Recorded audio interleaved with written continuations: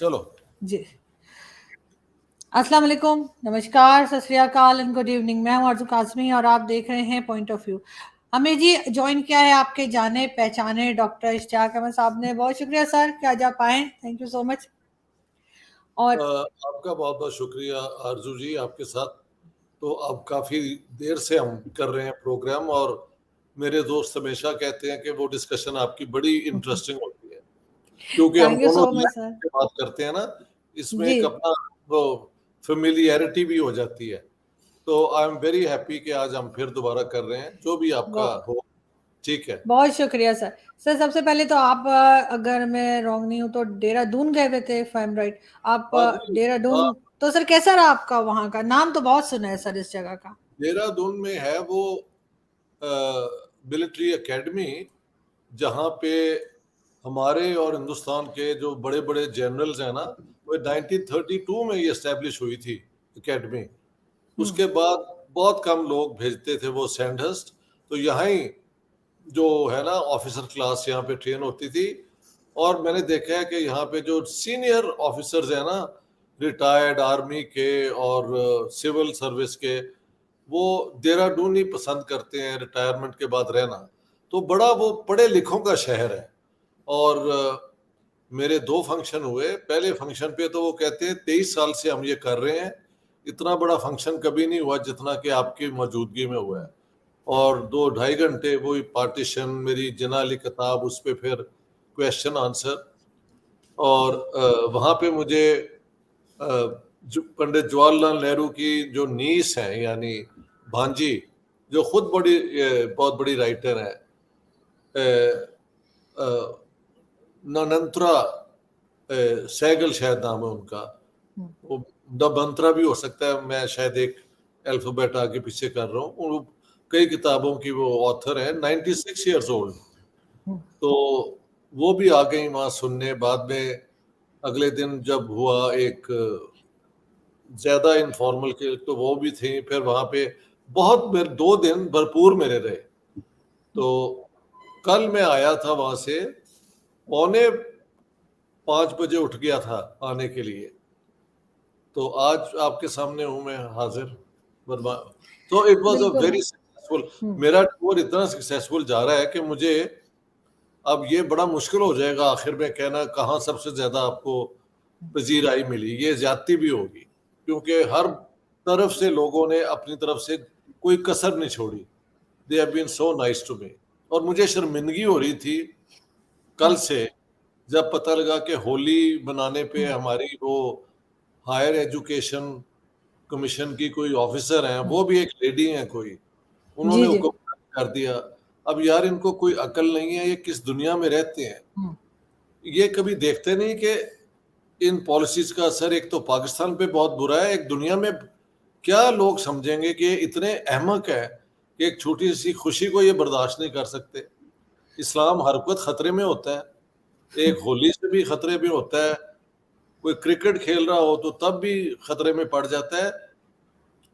तो ये इन्होंने अपने ही मजहब की बजाय सेंटिटी के उसको ऑब्जेक्ट ऑफ अम्यूजमेंट बना लिया है। मतलब लोग हंसते हैं कि ये क्या बातें करते हैं लोग। बिल्कुल ऐसा ही है सर। और एक बहुत तमाशा लगा, चाहे वो एक दिन का था, कि उन्होंने आज जो है अपने उस नोटिफिकेशन को वापस ले लिया। लेकिन जो एक मजाक उड़ना था, जो एम्बैरेसमेंट होनी थी, वो तो हो गई, उससे तो बचा नहीं जा सकता। अब शोर मचाने के ऊपर इन्होंने वापस जरूर ले लिया है, लेकिन बहरहाल इन्होंने ये बता दिया कि इनका माइंड सेट जो है वो किस तरह का है। माइंडसेट कितना है तंग नजर, यानी तंग नजरी की भी तो एक हद होनी चाहिए ना। हमारे बिल्कुल। 1 6% वैसे भी हिंदू पॉपुलेशन है, 230 मिलियन में, यानी 5 मिलियन हो जाते हैं वो। तो वो कई बच्चे यूनिवर्सिटियों में पढ़ते हैं, वो ना भी पढ़ते हो, उनके दोस्त, क्या उनको ये हक नहीं है एक छोटी सी खुशी मना लेने का? सर और सिक्स इनको परसेंट भी नहीं रह गए होंगे सर, 6% से भी बहुत कम रह गए होंगे। उनको पकड़ पकड़ के उनकी बच्चियों को जिस तरह से किडनैप किया जाता है और जी जी, कन्वर्ट किया जाता है हमारे यहाँ, वो किसी से ढकी छुपी बात नहीं। शायद कोई 2% ही छुपी रह गए बात होंगे नहीं। अब तो। जी। और ये एक औरत होके इस लेडी ने ये पास किया है। यानी सोचा जाता है कि मर्द ही ज्यादा होते हैं कंजर्वेटिव, वो तो सबकी लगती है सरदार निकली है जिसने ये कानून इशू किया होगा। बाद में अब मुंह पे चपेट नहीं पड़ी जब उसको विड्रॉ कर लिया गया। एक्चुअली उसको जिस ऑफिस पे वो है उसको रिमूव कर देना चाहिए। She is not fit to बिल्कुल hold such responsible office in my opinion. But sir, यहाँ पे तो इतना बुरा हाल है कि एक लाल मस्जिद है इस्लामाबाद में, शायद आपने कभी नाम सुना हो, जिसके ऊपर जी जनरल जी, परवेज मुशर्रफ ने ऑपरेशन भी किया था। और ऑपरेशन एक भी वो किया। वाहिद काम है जिसपे मैं जनरल परवेज मुशर्रफ को बड़ा अप्रिशिएट हमेशा करती रही कि उन्होंने एक अच्छा काम किया था। लेकिन खैर, इनको पूरी तरीके से हटाया नहीं जा सका और वहां के लोग भी 2 दिन से इतना हंगामा उन्होंने कर रखा है। और क्योंकि फीमेल की बात हो रही है, खातून की बात पहले हुई है, तो यहाँ इनकी खवातीन जो बाहर निकली हैं, उनका ये कहना है कि जी आप लोग, यानी पाकिस्तान के लोगों को, पुलिस वालों को कह रही थी, तुम लोग सुसाइड बॉम्बर्स को भूल गए हो, एक भी आ गया ना तो तुम लोगों की अकल ठिकाने आ जाएगी। इस किस्म की बातें ये मदरसे के लोग, और उसके बाद कहते हैं पता नहीं हम एफएटीएफ में क्यों चले गए। पता नहीं ये क्या बकवास है। ये इतनी एम्बेरसमेंट मुझे यहाँ होती है। लोग बार बार जो मुझे मिलते हैं ना पहचान लेते हैं। कल हम थे एक शॉपिंग मॉल में, 2 यंग मैन मेट मी। तो वो भी कहते थे हम देखते हैं पाकिस्तान का ये हाल तो हमें दुख होता है कि वहाँ पे लोगों के साथ ना उनका कोई फ्यूचर है ना कुछ। और तो वो यहाँ लोग दर्द कर रहे हैं पाकिस्तान की बुरी हालत का। हम ये लानत भरी बातें करने शुरू कर देते हैं कि हम्म। होली भी जो है वो नहीं मना सकते लोग। तो ये एक, वो क्या कहते हैं, एक आइडियोलॉजी की वो एम्प्टीनेस, हॉलोनेस नजर आती है। उसमें कोई ठोस बात नहीं है। यानी इस्लामिक आइडियोलॉजी, इस्लामिक आइडेंटिटी वो क्या कांच की गुड़िया है कि जरा ये किया तो वो टूट जाएगी। मुझे कल से मेरी डिप्रेशन हुई, लेकिन फिर आज मुझे किसी ने कहा कि सर वो रूल हुकूमत ने रिमूव कर दिया, तो मुझे थोड़ा उसका ना वो फिर चैन आया। बिल्कुल लेकिन खैर उम्मीद तो नहीं थी, लेकिन अच्छा हुआ कि इन्होंने जो है वो वापस ले लिया नोटिफिकेशन और थोड़ी स्पीड दिखाई है। क्योंकि जाहिर है आईएमएफ से भी पैसे नहीं मिल रहे हैं और दुनिया में कहीं भी कोई पूछ नहीं रहा है, तो उसमें अगर इस किस्म की चीजें होंगी तो और ज्यादा जो है वो दीवार के साथ लगता चला जाएगा पाकिस्तान। तो इनको थोड़ा सा ये बात है। संभल जाना चाहिए। जी चले। बिल्कुल। लेकिन सर, अगर हम बात करें इस वक्त की गवर्नमेंट की और जो पाकिस्तान की हालत है जिस तरीके से, इकोनॉमी की, तो आपसे लोग मिलते होंगे, वो क्या बात करते हैं? क्योंकि इंडिया को अगर हम देखें तो वो इकोनॉमी उनकी काफी बेहतर हुई है, बल्कि नंबर 5 पे वो जा चुके हैं और उसमें बहुत हाथ जाहिर है कि उनकी गवर्नमेंट का है। वो कहा यही जाता है कि गुजराती तो सर हमारे यहाँ भी बड़े कारोबारी होते हैं, जो हाँ जी। कराची में और कई जगह पे, तो वही चीज जो है वो पीएम मोदी के साथ भी है। तो सर ये जी सीखते क्यों नहीं है कुछ? बल्कि हमारे गेस्ट और आए थे, वो कहने लगे कि पाकिस्तानी थे, उन्होंने कहा कि इस्टेब्लिशमेंट को, गवर्नमेंट को चाहिए कि उनके जो विजिट है मोदी जी का, उसको देखें और सीखें कि हम कहाँ पर गलत हैं और क्या हम क्या चीज सही कर सकते हैं। ये तो बड़ा नेक उन्होंने वो एडवाइस दी है। तो मैं भी उनकी इस एडवाइस को सपोर्ट करता हूँ। लेकिन वो भी जानते हैं और मैं भी जानते हैं कि इन पे किसी चीज का असर नहीं होना।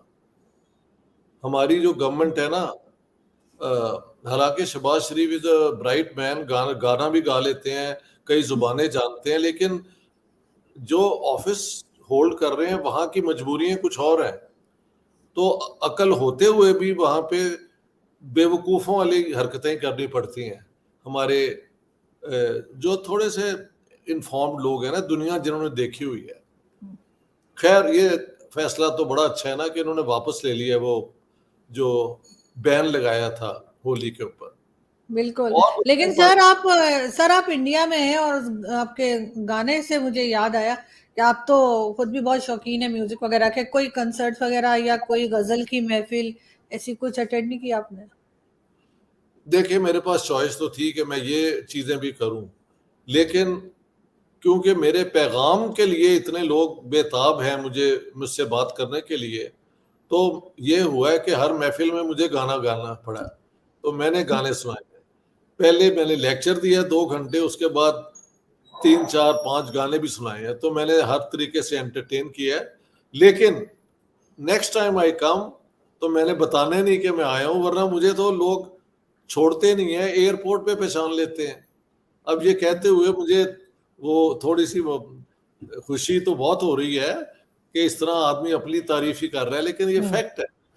बट उससे ये होता है कि आप इतने उनकी मोहब्बत है तो फिर आप सोचते हैं यार मैं गजल कभी फिर सुन लूंगा, अभी तो ये मेरे पैगाम के लिए लोग बेताब है, तो मेरी ये ड्यूटी बनती है। तो ऐसे में जो है ना अपने उस इंटरेस्ट को साइड पे रख के जो लोगों का इंटरेस्ट है उसके लिए मैं काम कर रहा हूँ।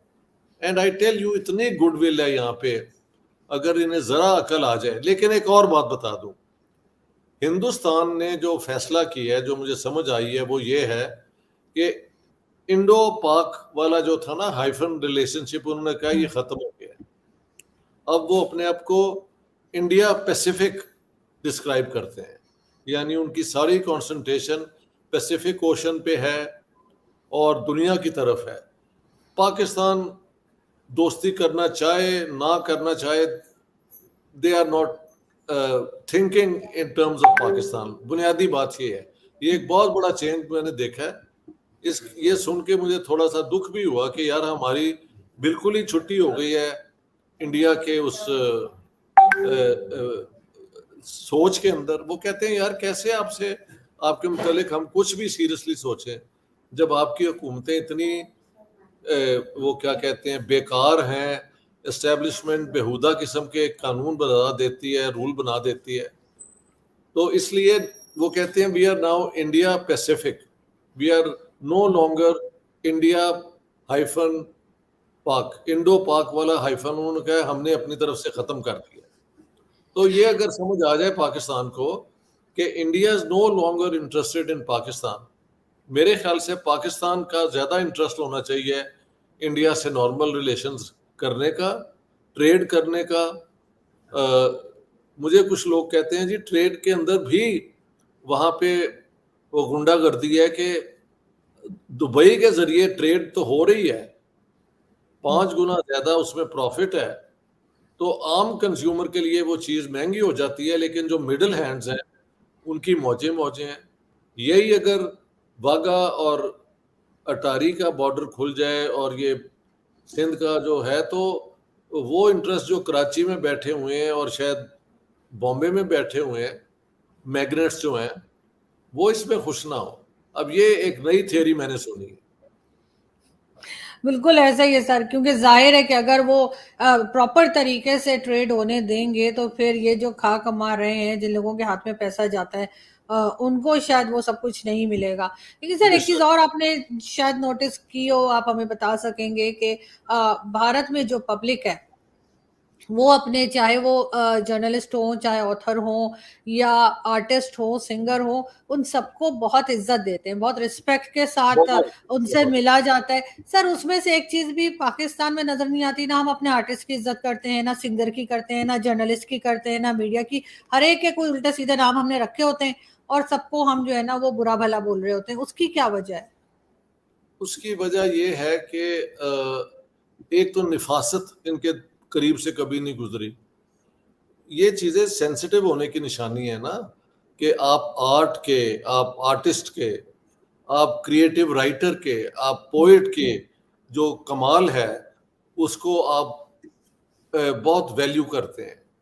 तो हमारे यहाँ तो वो इस किस्म का जो एक्सट्रीमिज्म जो है उसके अंदर लोग गोते लगाते हुए मुझे नजर आते हैं। हाँ जी, वो सुना है कोई टर्किश कोई सीरियल है जो बस घोड़े दौड़ाना और वो तलवार चलाने के चक्कर में ये लगे फिरते हैं। हाँ जी, लगे फिरते जी जी पंजाबी बोल दिया है, यानी जी जी, ये उसी के अंदर आई है। अंडरस्टैंड। जी जी जी बिल्कुल। हाँ जी, हाँ जी, हाँ जी। तो लेकिन आपने जी अच्छा भला यार गालिब उर्दू हाँ के पोएट, कल मैंने फोटो लगाई उस्ताद दाग, वो उस जमाने के बहादुर शाह सफर के वो थे उस्ताद। तो कल हम दिल्ली में मैं और राकेश जी जब फिर रहे थे, तो उनका जहाँ पे रहने वाला था ना उनका वो आ गया, तो उसकी मैंने पिक्चर उतारी है, मैं अभी भेज दूंगा। तो यहाँ पे तो हम तुर्कमान गेट से दिल्ली में एंटर हुए और शुरू में तो सारी दुकानें, सारा लोकेलिटीज मुसलमानों की हैं, मसाजिद हैं, साथ ही एक हिंदुओं की दुकानें शुरू हो जाती हैं, फिर मंदिर हैं, फिर गुरुद्वारा है, यानी सदियों से लोग यहाँ पे मिलजुल के ही रह रहे हैं। और आप यकीन माने, पुराने लाहौर में भी इस तरह ही था, एक जगह पे ही सारे लोग होते थे, वो वहाँ पे अब ख़त्म ही हो गया है।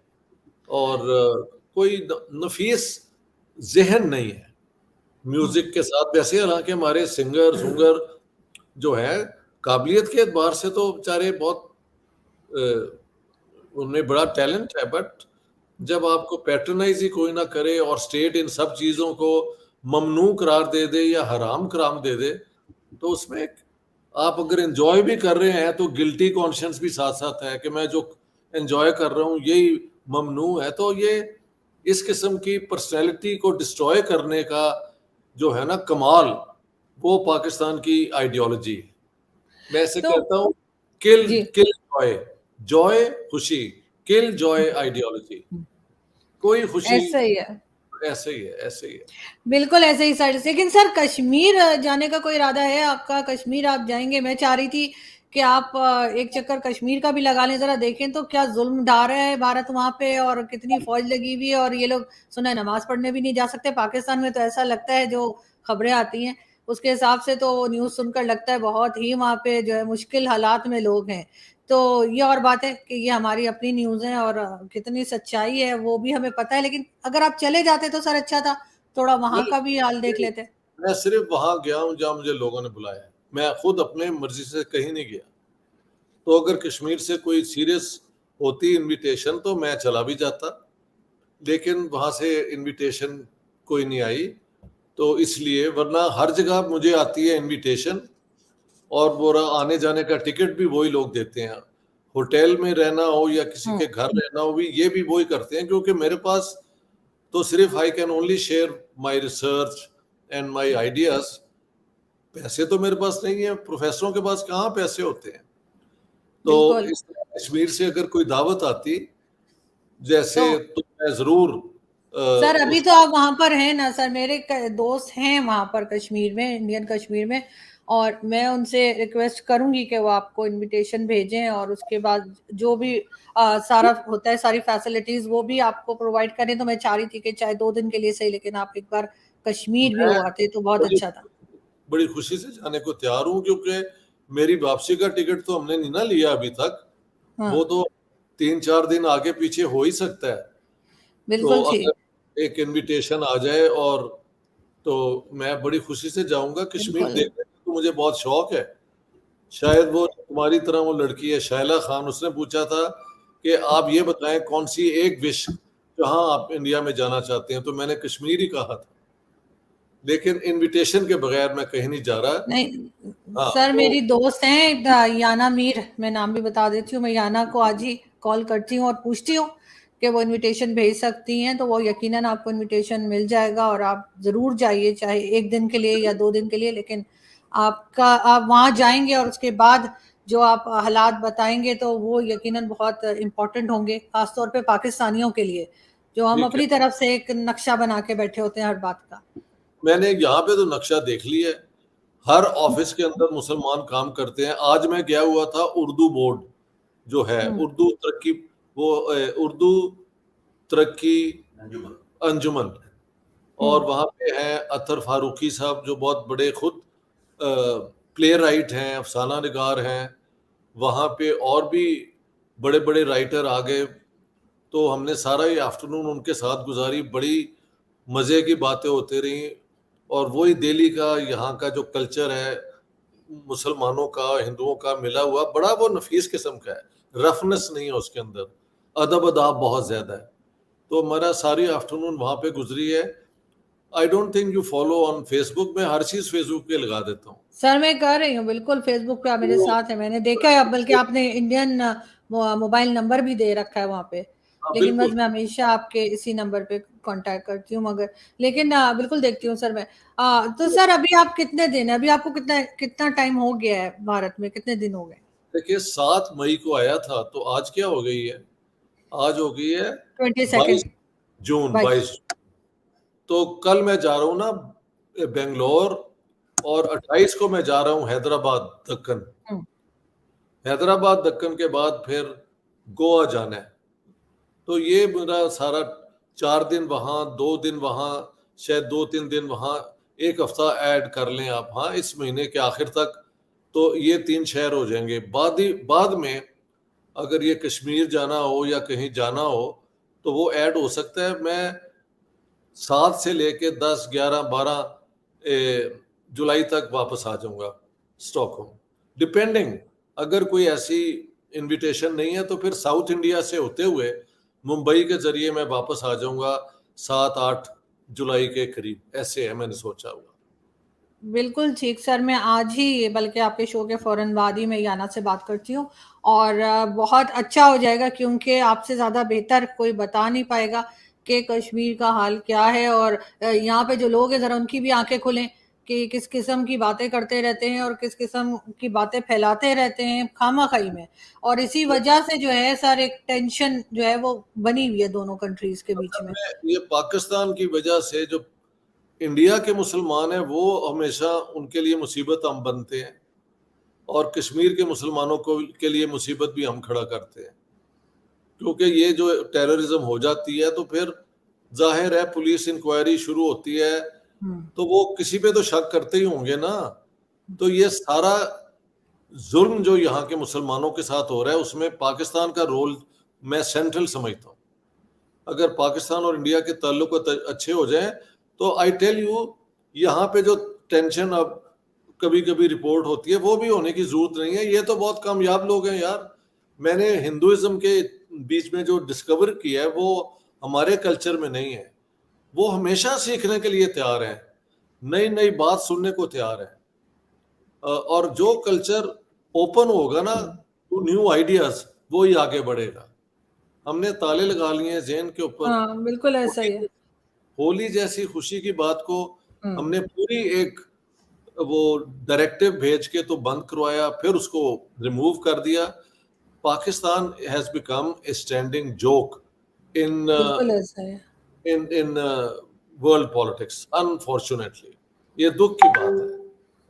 बिल्कुल ऐसे ही सर, और किसी तरीके से संभलने का नाम नहीं ले रहे। ये और बात है कि हम सब चीज जो है वो उधर ज़िया-उल-हक और भुट्टो के टाइम से डाल देते हैं, लेकिन असल में सबका माइंडसेट उसी तरह तरीके का कब होता से चला गया है। जी, जी, ये बढ़ता गया है। 70s में काम खराब शुरू हो गया था, और हम्म। अब तो हालत ये है कि वो नलायक। देखो ज़िया-उल हक को भी सेंस ऑफ म्यूजिक था। शत्रुघ्न सिन्हा जो हैं एक्टर, उनके घर रहते थे, उनके बिल्कुल। साथ प्राइवेट, वो पब्लिकली तो इस्लामिस्ट थे लेकिन प्राइवेटली उनको ये शौक भी था। अब मुझे लगता है प्राइवेटली भी किसी को कोई शौक नहीं है स्वाय यानी नफरतें फैलाने का। ये शौक है इन लोगों का। नहीं अब नहीं सर, इसलिए ऐसा नहीं है सर, प्राइवेटली बड़ी महफिलें होती हैं यहाँ पर। और मुझे पता बड़ी जिनके पास पैसा है उनके घरों में क्या कुछ नहीं होता, म्यूजिक भी होता है और सारा सब कुछ कुछ, होता सारी चीज होती, सारा कुछ होता है। ये सिर्फ गरीबों के लिए है कि ये भी है। आराम है और वो भी आराम है। क्लास के लिए जो बेचारे जरा पढ़ लिख हाँ। जाते हैं, उनको आजादी चाहिए, उनको ये दबा देते हैं। जिनके पास कारें हैं उस पे ना पुलिस का कुछ चलता है, और बाकी तो वो सारी वो दुनिया ही दो है, दो दुनिया है ना। तो जी। हम आम पाकिस्तानियों के साथ बुरा, यानी मैं आपको बताऊं। जी। कल्चर। हाँ, बताएं बताएं। मैं आपको बताऊं सर, मैं क्योंकि एम्बेसीज वगैरह हमेशा से बहुत जाया करती हूँ, खास तौर पे यूरोपियन एम्बेसीज जो होती हैं। तो कोई 2-3 साल 3-4 साल बल्कि पहले की बात है कि इटालियन एम्बेसडर थे, उनको मैं लेकर एक पाकिस्तानी साहब थे उनके घर, उन्होंने इनविटेशन दिया मुझे कि जी डिनर है, आप आइएगा और किसी एम्बेसडर को भी ले आइएगा। तो मैंने इटालियन एम्बेसडर से पूछा कि आप चलेंगे? वो कहने लगे हाँ ठीक है। उनको लगा ठीक है। वो उन्होंने एक दिन पहले जैसे होता है एम्बेसी के लोग गए, घर भर उनका चेक हो गया, बड़ा बड़ा सा घर था फेट में, ये वो कर वापस आ गए। मैं भी फर्स्ट टाइम जा रही थी उनके यहाँ दावत में। तो बहरहाल वो अपने एम्बेसी से पहुंच गए, मैं अपने घर से पहुंच गई उन साहब के घर। और जब हम अंदर दाखिल हुए हैं, उनके घर के बेसमेंट थी, और उस बेसमेंट में गए हैं तो वहां पे वो डांस चल रहे थे, लग रहा था कि पता नहीं कोई अरेबिक मूवी, वो हेलन साहिबा को हुआ करता था। खैर वो बड़ा डिसेंट होता था, ये बड़ा चोरा सा हो रहा था। तो वो बेचारे घबरा गए अम्बेसडर, उन्होंने कभी ऐसा देखा नहीं था। वहां इस्लामिक कंट्री के अम्बेसडर्स बैठे हुए थे और वो एक एक दिरहम उड़ा रहे थे बैठे हुए। तो वो भी मैंने नोटिस कर लिया, मैंने कहा एक एक ये दिरहम फेंक रहे हैं ये बेचारे। अच्छा you are telling this because ये अंदर की बात जो है ना वो ही बाहर लाने की जरूरत है। ये और वो इसके साहब, सर वो एम्बेसडर इतना घबरा गए, मुझे कहने लगे तुम मुझे कहाँ लाई हो, मैं क्या करती, मैं खुद परेशान थी। मैंने उनको कहा मैं तो इसलिए लेकर आई हूँ आपको पता लगे ये भी होता है यहाँ, अब मैं कैसे कवर करती। उसके बाद उन्होंने कहा तुम भी बाहर निकलो, घर जाओ, और वो खुद भी बाहर चले गए, और वो घर चले गए अपने, और मुझे भी उन्होंने गाड़ी में बिठा के कहा चलो निकलो यहाँ से। तो वो ये हाल है, ये डबल स्टैंडर्ड, तो ये जो डबल फेस हम लेके घूमते हैं ना, ये उसका हाल मैं आपको बता रही हूँ, ये ये उसी होता का है यहाँ पे। रिजल्ट है। अच्छा, ये इस किस्म की हरकतें हो रही होती हैं, साथ ही ऑर्डर आ गया है कि होली ना मनाओ यार। हम्म। और वहां पे जो डांस हो रहा होगा वो मैं समझता हूँ किस किस्म का डांस होगा। वो रुपए जो है वो जिस्म पे चिपकाते हैं ये वो डांसर लड़की पे, मैंने सब पता नहीं सर, फेंक रहे थे सर, एक एक दिरम फेंके जा रहे थे, वो कोई वो यूएई के एम्बेसडर तो नहीं कहाँ के थे। सब चलता है। जो चीज मना करेंगे वो ज्यादा होगी, ये एक असूल है जिंदगी का। और छुप लेकिन के सर होगी। पैसे वालों को इजाजत है, पैसे वाले थे तो उन्होंने कर लिया। पैसे वाले जो हैं वो पंजाबी के एक है, हमारे बुजुर्ग कहते हैं जिदे कर दाने ओदे कमले भी सियाने। कमले समझते हैं? जी जी, कमला होता है बिल्कुल। वो जो मेंटली अनबैलेंस्ड हो। जेदे घर दाने यानी जिसके घर खाने पीने को है, ओदे कमले उसके बेवकूफ भी जो है वो सियाने। वो लोग कहते हैं यार इतने काबिल हैं।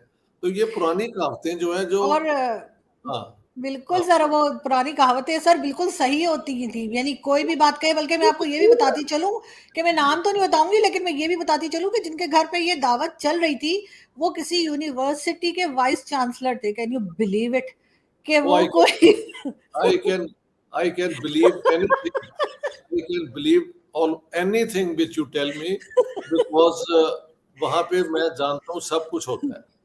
ये और बात है कि उसके बाद उन्होंने मुझे बुलाना छोड़ दिया, मुझे बिल्कुल ये इनविटेशन नहीं। आम लोगों पे पाबंदी है, उनकी दुनिया ही और है। हाँ हाँ, बिल्कुल ऐसे। बिल्कुल ऐसे ही, लेकिन सर फिर वो डबल डबल गेम ना खेला करे ना हम, कि जी ये मना है और जी बड़ी बुरी बात है, और ऐसे कैसे अगर बैठ गए। बात यह है कि वो गेम इसीलिए खेलते हैं ना ताकि उनके ऊपर आपकी नजर ना पड़े, वो ये समझे कि आपकी हर बात को वो फॉलो कर रहे हैं, ताकि ये इंटिमिडेशन इसे कहते हैं। दिस मीन्स बिल्कुल। यू इंटिमिडेट पीपल कि होली ओ ये नहीं वो नहीं, छुप के मैं जो मर्जी करूं हाँ, बस ठीक है। ये ऐसे मसला है। और मैं इतनी एम्बेरस रही उन एम्बेसडर साहब जिन्हें मैं ले गई थी उनके सामने, इतनी मुझे शर्मिंदगी हुई कि मैं इतने हफ्ते में उन्हें फेस नहीं कर पाई कि वो क्या सोच रहे होंगे, वो क्या क्योंकि हम तो बड़ी यार इस्लामिक उन्हें कंट्री बनते ना। सबको पता है कि ये बीच में से क्या है कहानी, सबको जब पता है। हाँ। बिल्कुल ऐसा ही है। लेकिन सर हम आपसे कांटेक्ट में रहेंगे, और जहां भी आप नई जगह देखने के लिए जाएंगे, और कश्मीर के लिए मैं बिल्कुल अभी याना से बात करती हूँ, और आई विश कि आप वहां पे जा सकें, और ताकि थोड़ा सा लोगों को यहाँ पे पाकिस्तान के लोगों को खास तौर पे आइडिया हो कि वहां पे क्या हो रहा है। बहुत ठीक, शुक्रिया सर कि आपने आज ज्वाइन किया। बहुत बहुत शुक्रिया, thank you thank you so sir, much. Thank you sir, thank you.